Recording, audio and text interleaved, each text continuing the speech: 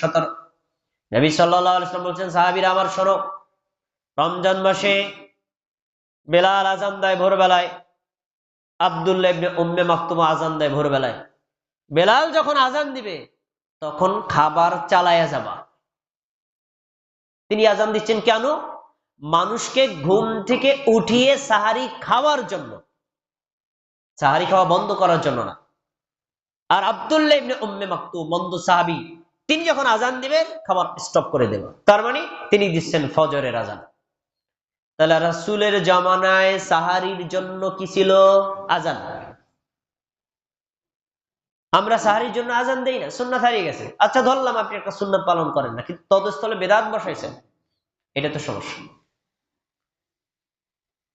তাহলে সাহারির জন্য আযান দেওয়া সুন্নাত নবী সাল্লাল্লাহু আলাইহি ওয়াসাল্লাম স্পষ্ট প্রমাণ করে বলে গেছেন।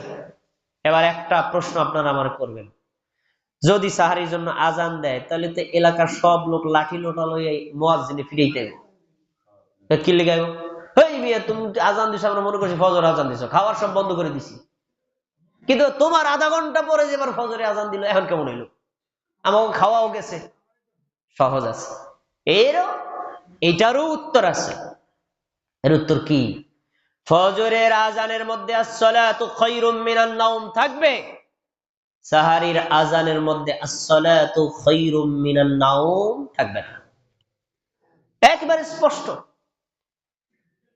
আস-সালাতু খায়রুম মিনান নাওম যখন বলবে বুঝবেন এটা ফজরের আযান, খাবার বন্ধ করতে হবে। আর আস-সালাতু খায়রুম মিনান নাওম যখন বলবে না, তখন এটা সাহারীর আযান, তাহাজ্জুদের আযান, ভোর রাত বেলায় আল্লাহকে ডাকার আযান। ওই আযান শুনলে খাবার বন্ধ করা যাবে। তাহলে এটা ছিল কি? সাহারীর জন্য ডাকার আযান। আমি যে কথাটা বুঝাতে চাইলাম, আজকে থেকে তাহলে আপনাদের মসজিদে সাহারীর আযান দিয়ে দেন, এটা বুঝাইতে চাইছি না, এটা বুঝাতে চাইনি। বুঝাতে চাইছি আপনি সুন্নাত পালন করেন না, কিন্তু তদস্থলে বেদাত করলেন কেন? করেছেন, রমজান মাসে ক্ষমা স্টপ, ক্ষমা পাবেন না। একটা সুন্নাত একজনে পালন করতে পারে না, ধরেন ওযুর সময় মিসওয়াক করা সুন্নাত, আপনি যদি মিসওয়াক করতে না পারেন সুন্নাতে নাকি পাবেন না। কিন্তু যদি মিসওয়াকের জায়গায় আরেকটা বেদাত বসান, তখন কি হবে?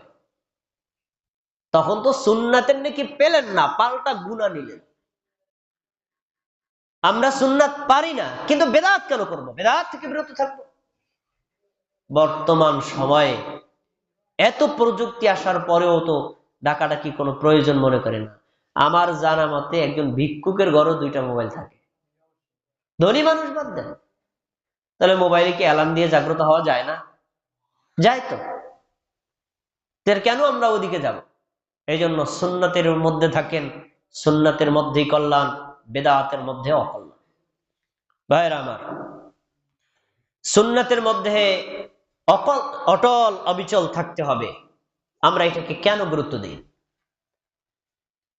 গত কয়েকদিন আগে আমি এক এলাকায় বয়ান করতে গেছিলাম। বয়ান শেষে মসজিদ কমিটির সদস্যরা বলছে, ভাই আপনারা শুধু সুন্নাত আর বেদাত করেন, বেদাত বেদাত করেন। এই বেদাত করে মানুষদেরকে বিতৃষ্ণা বানায় দিচ্ছেন, মানুষ এখন ইবাদতের দিকেও ধাবিত হয় না। এইগুলো একটু না বলে মানুষ একটু আমলের দিকে টাকা যায় না। কথা তো সুন্দর, কথা কি খারাপ? ভালো। তাহলে আমরা কি মানুষকে ভালো কাজের দিকে ডাকি না? ডাকি। ভালো কাজের দিকে ডাকার পাশাপাশি ভালো কাজের মধ্যে যে মন্দ তা বর্জন করতে শিখাতে হবে। শুধুমাত্র আমলের দিকে ডাকবেন কোন? আমলের মধ্যে যে বিদআত আছে, আমলের মধ্যে যে শিরক আছে, এগুলো বলবেন না। তাহলে মানুষ কোনটা আমল আর কোনটা নট আমল কিভাবে বুঝবে? এটা বলতে হবে। কেন আমরা সুন্নাতকে এত গুরুত্ব দেই? কেন আমরা বেদাতকে বর্জনের ব্যাপারে এত শক্ত করে বলি? একটা হাদিস আমি আপনার সামনে পেশ করবো, তাহলে আপনি বুঝতে একদম ক্লিয়ার বুঝা যাবে। মাথার মধ্যে যদি গোবর থাকে তাহলে বুঝবেন না। আর গোবরের মিনিং হলো পূর্ববর্তী লোড করা কোনো বেদাত থাকলে সুন্নাত বোঝা যায় না, ওগুলো বাদ দিতে হবে। কিভাবে বুঝবেন? দেখেন, রমাদান মাস, এই মাসে 11টি আমল আছে, তার ভিতরে একটি আমল হলো ইফতার করা। কথাগুলো খেয়াল করে শুনতে হবে। ইফতার করা, ইফতার করা সুন্নাত। ইফতার আরেকজনকে করানো সুন্নাত। যে আরেকজন মুসলিমকে ইফতার করাবে, নবী সাল্লাল্লাহু আলাইহি ওয়াসাল্লাম বলছেন যে ব্যক্তি ইফতার করাইলো, যাকে করাইছে সে সারাদিন সিয়াম রেখে যে নেকি পাবে, যে ইফতার করাইছে সে ওই সিয়ামকারী ব্যক্তির পূর্ণ নেকি পেয়ে যাবে। সুবহানাল্লাহ। এই হাদিস বললেও বিপদ। কেন বিপদ?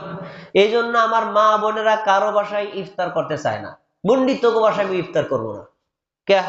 আমি সারাদিন কষ্ট করে যে নেকিগুলো পাইছি, তুই তো সব লয়ে যাবি, আমি তো ফাঁকা।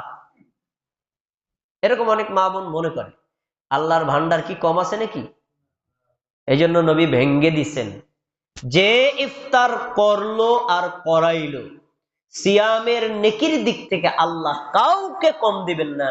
যে সিয়াম রাখছে তাকেও পূর্ণ নেকি দিবেন, যে ইফতার করাইছে আল্লাহ তাকেও পূর্ণ নেকি দিয়ে দিবেন। সুবহানাল্লাহ। এখন আমি হাদিস বলছি ভিন্ন একটা কারণে। ইফতার করানো সুন্নাত, ইফতার করাও সুন্নাত, কিন্তু ইফতার করা আর করানোর চাইতে ইফতার তাড়াতাড়ি করা আরো গুরুত্বপূর্ণ সুন্নাত। ইফতার আপনি রাতে শেষ সময় খাবার খাইছেন, এর আগে খানই নেই, আমরা রোজা হবে। কিন্তু দেরি করে ইফতার করা, এটাতে ভয়ঙ্কর ক্ষতি হবে, যে ক্ষতি শুধু আপনার ব্যক্তির উপর না, সারা বিশ্বব্যাপী প্রভাব পড়ে। কিভাবে পরে দেখেন, নবী সাল্লাল্লাহু আলাইহি ওয়াসাল্লাম বলছেন, লা ইয়াজালুন নাসু বিখাইরিন মা আজ্জালান নাসুল ফিতরা। মুসলিম জাতি ততদিন পর্যন্ত কল্যাণের মধ্যে থাকবে যতদিন পর্যন্ত তারা তাড়াতাড়ি ইফতার করবে। খেয়াল করে শুনতে হবে হাদিস। মুসলিমরা ততদিন পর্যন্ত কল্যাণের মধ্যে থাকবে যতদিন পর্যন্ত তারা তাড়াতাড়ি ইফতার করবে। আজান কততে? 4:45 না? এখন দেন আজান দেন, আজান আগে আজান দেন, আজান পরে কথা বলি। এটা দাঁড়া করে হাতে নিয়ে নেন।